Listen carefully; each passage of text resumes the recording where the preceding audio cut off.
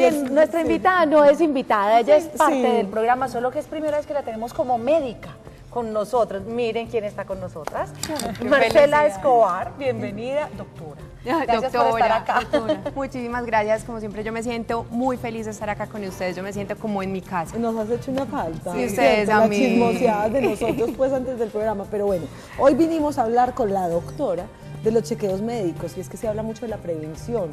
Realmente la prevención en salud yo creo que es donde le está apuntando toda la parte de salubridad obviamente en nuestro país, ¿cierto? Definitivamente, al principio nosotros notábamos que antes de la ley 100, obviamente con cosas positivas y con cosas negativas, antes tendíamos más a sanar al paciente, a si estás enfermo ven y consulte, nosotros te aliviamos. Ahora se está buscando una manera de prevenir esas enfermedades y sobre todo de prevenir las consecuencias, porque todo lo que se detecta a tiempo tiene tratamiento y sobre todo que va a tener menos efectos secundarios. Entonces, y es menos costoso al final para el sistema de salud también. Obviamente, entonces va a representar menos gastos para el sistema de salud, porque una persona que está saludable obviamente va a ser una persona más productiva, que tiene menos necesidad de medicamentos, de cirugías. Entonces a eso es a lo que le apunta ahora nuestro sistema de salud. Me van a perdonar como la comparación tan burda, pero uno debería ser como los carros que se les hace mantenimiento cada número de kilómetros, ¿sí o no? Sin hablar de kilometrajes, pero sí. Y hasta así, y hasta así. Hasta sí, o sea, si hacemos como esa comparación, digamos que a partir de qué edad sería ese primer chequeo y qué debería tener ese chequeo. No es una comparación muy burda, No. Lucero. Bueno, gracias. Está perfecto y está bien relacionar el cuerpo humano con una máquina, porque eso somos de alguna manera, una máquina que cumple unas funciones y el cuerpo todo de alguna manera está engranado. Si falla algo, falla el resto. Nosotros somos perfectos en cada detalle y cada cosita está unida a la otra. Si no funciona lo primero, no funciona lo segundo. Entonces, definitivamente hay que hacer chequeos. Y a eso, ese fin de semana me preguntaba a alguien, ¿uno cuándo empieza a envejecer? Y yo, desde que nace. Sí. Desde que nace uno empieza a envejecer, entonces los controles deben ser desde el nacimiento. Obviamente cada control va enfocado a una cosa distinta, pero desde que nacemos tenemos que tener ciertos controles médicos. A ver, para empezar entonces los primeros serían el control como de desarrollo y crecimiento que se le hacen a los niños, que ese es el normalito. Desde el nacimiento. Pero ya uno se relaja como papá y llegan por ahí los 4 o 5 años y uno ya no lo lleva a control de crecimiento, ya uno es como más tranquilito. Debería llevarlo entonces. Deberíamos, exactamente, porque desde el principio en el control de crecimiento y desarrollo es fundamental y se detectan muchas cosas que pueden cambiar la vida de un niño. Por ejemplo, el examen de los ojitos. Los niños que muchas veces son ambliopes, o sea, que no ven por un ojito, que tienen problemas de un ojo, muchas veces pierden la visión total de un ojo por un tratamiento que no se hizo adecuadamente.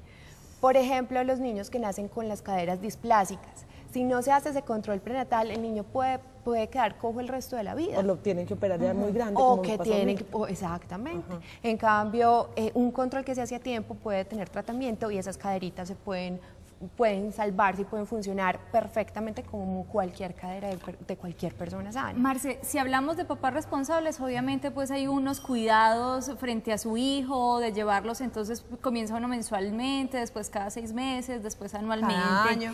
Y así va uno como moviendo un poco el cuento de las citas, pero ya cuando estamos grandes no hay papá que te diga hay que ir a cita médica, entonces corre por nuestra propia cuenta tener que ir a donde un médico, pero nosotros es que si no siento nada, ¿para qué voy a ir donde un médico?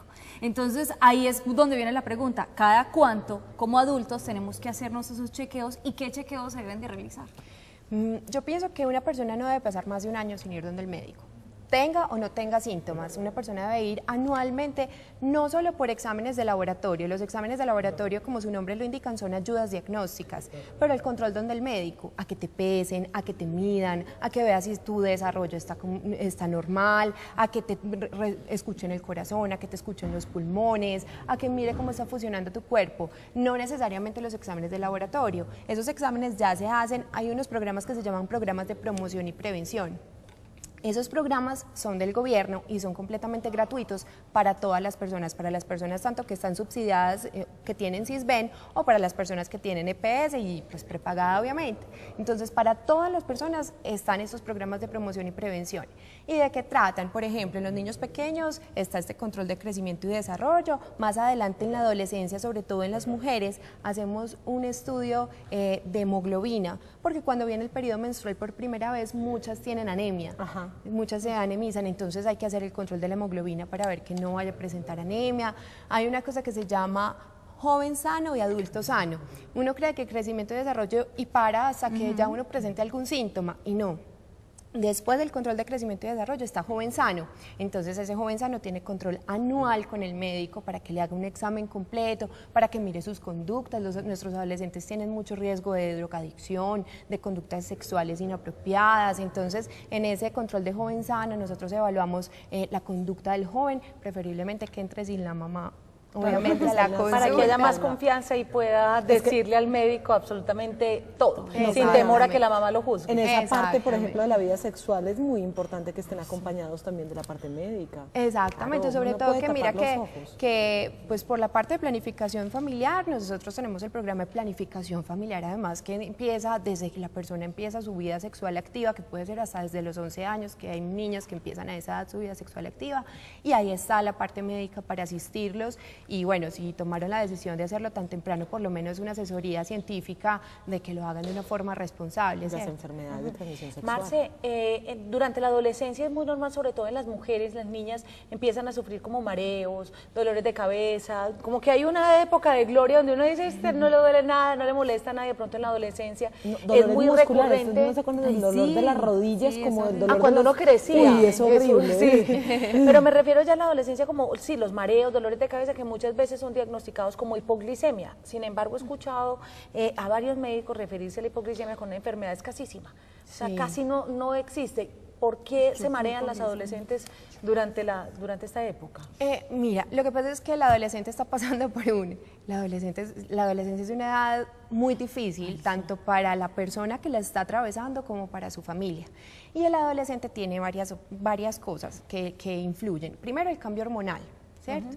El cuerpo está cambiando completamente anatómica, estructuralmente, pues empiezan a salir pelitos donde antes no estaban, empieza a cambiar la voz, el olor cambia. El olor, todo absoluto. Se vuelven más perezosos. Muchas mamás van y me consultan, pero ¿yo qué hago si este jovencito llega del colegio a las 3 de la tarde, duerme toda la tarde, se levanta y come y duerme toda la noche? Eso es lo típico de un adolescente, eso es lo común.